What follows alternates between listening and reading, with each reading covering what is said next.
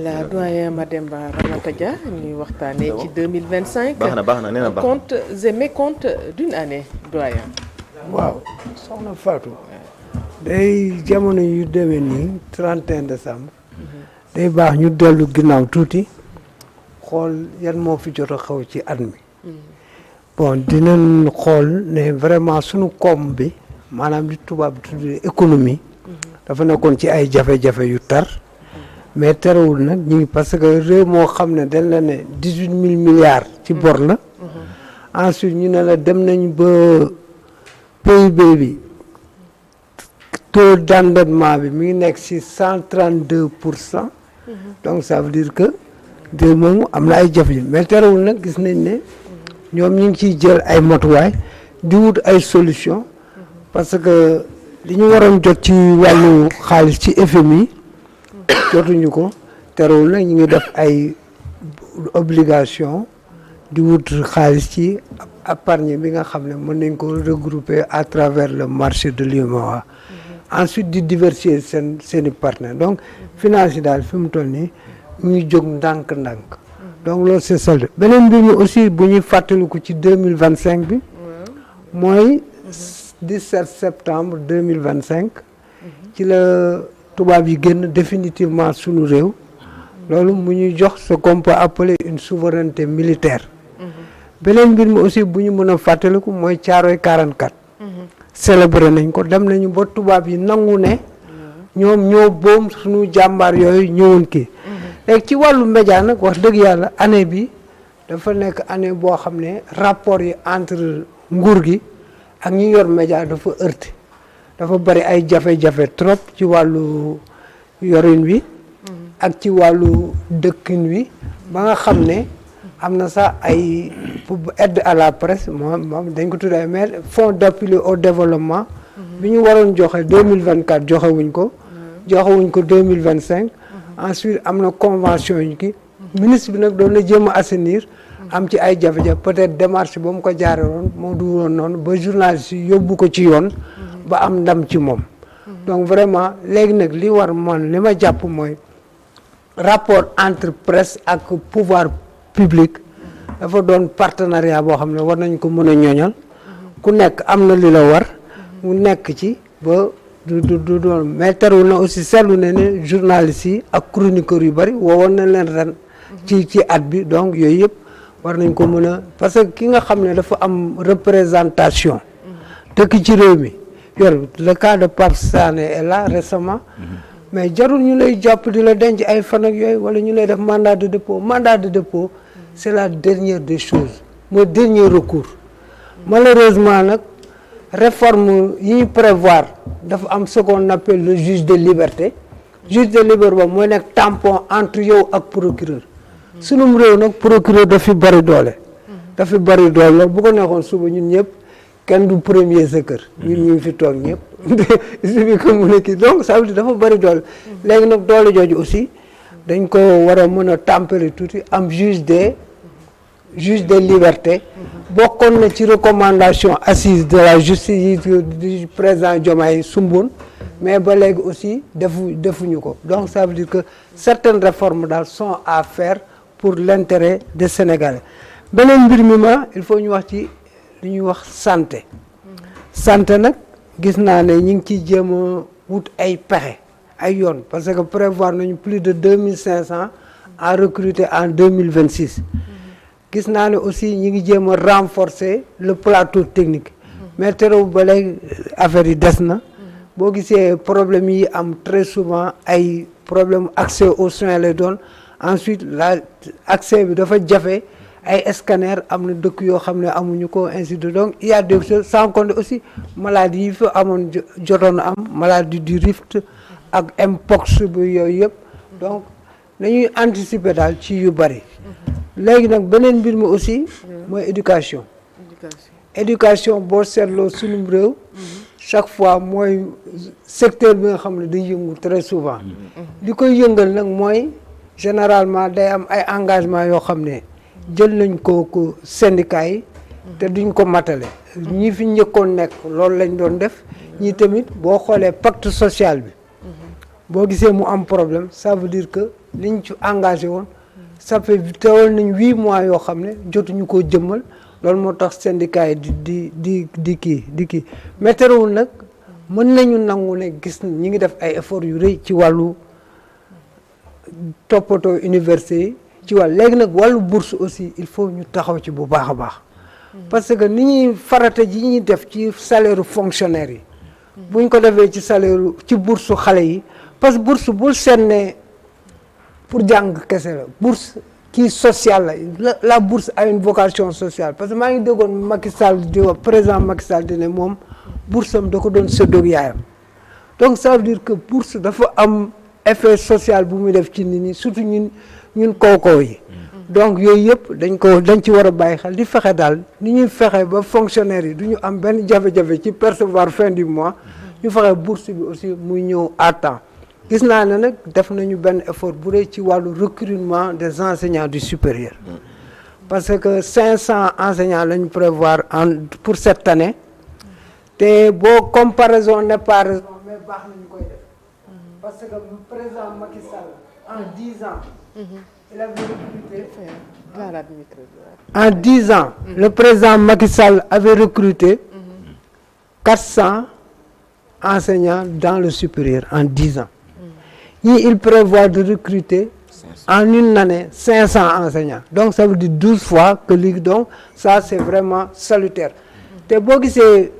enseignement bi am problème généralement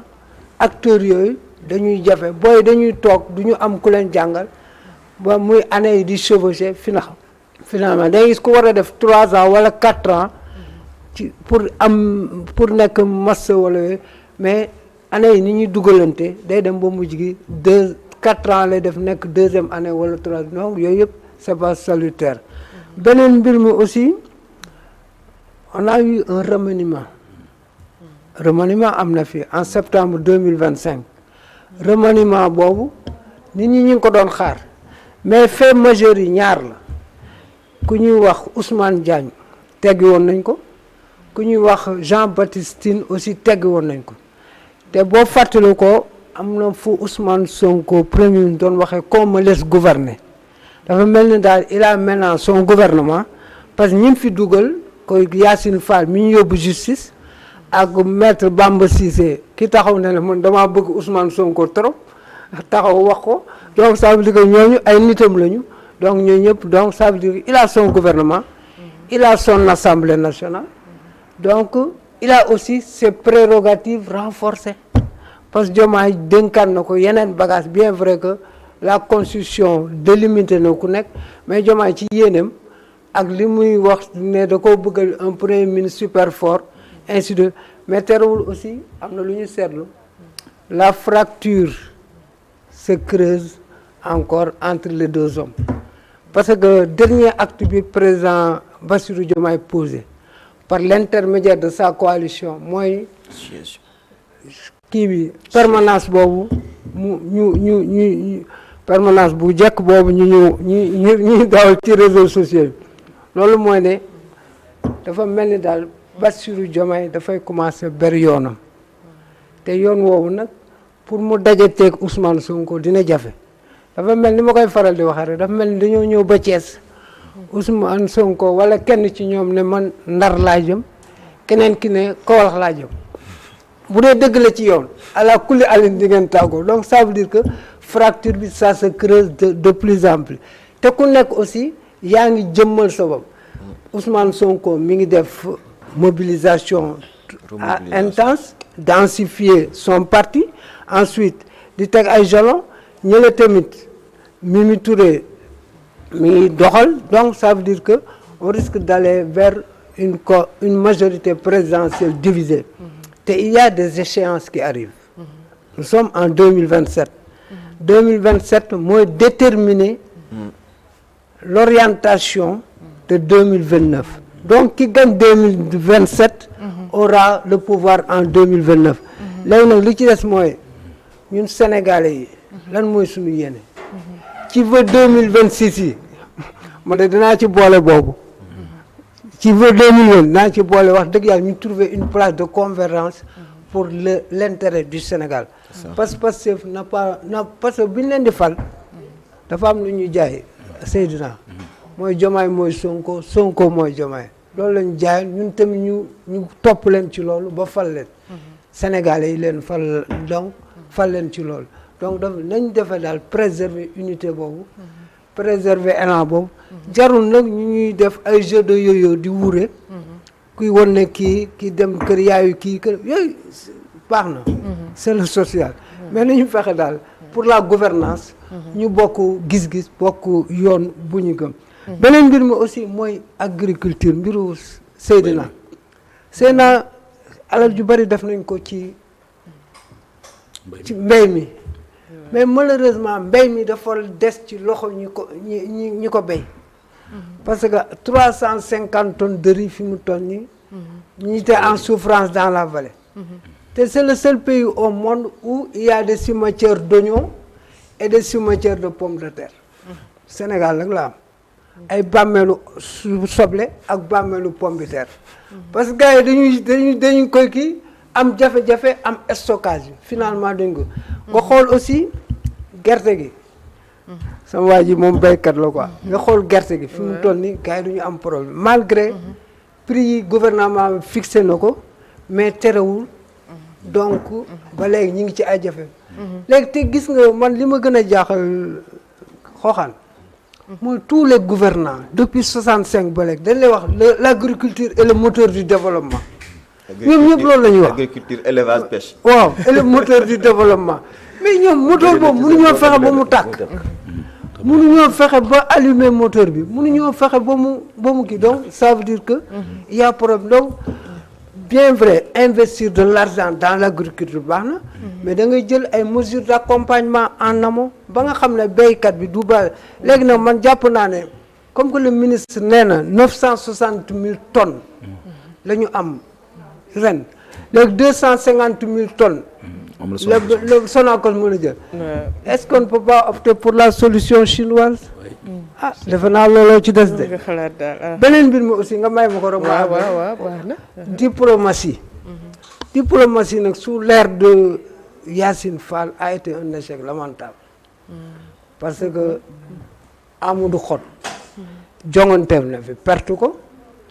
Bathily Abdoulaye Bathily représentant spécial en Libye dem na ba mujj mënul régler problème yi mu démissionné